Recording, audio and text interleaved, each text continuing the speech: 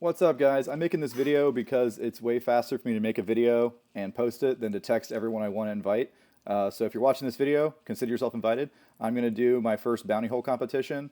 Now that I got the Pioneer 1000 with the low range gears, and I got the 33s on there, I want to put it to the test and test those gears out that Adam Brown sent me. So I'm going to drive up to Westville, Florida for Mudd'n185's Honda only bounty hole on June 15th. So that's not this coming weekend, but the one after. Should be a blast. I'll be out there all day Saturday. I'll have a tent set up with a Tarachi logo on it and some Tarachi tires out front if you want to come find me and say hi or whatever.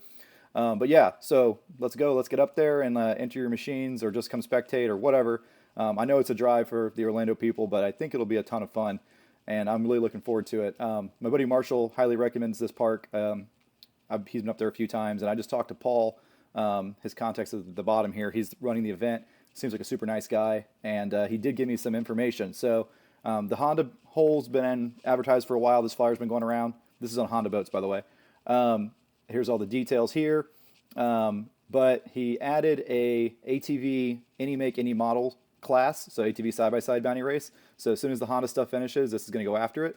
And he's talking about adding an unlimited class as well. So I think the details on that will probably come out in a couple days. So if you've got a big tire machine, 37 or over, that's not a Honda, you can run in that as well.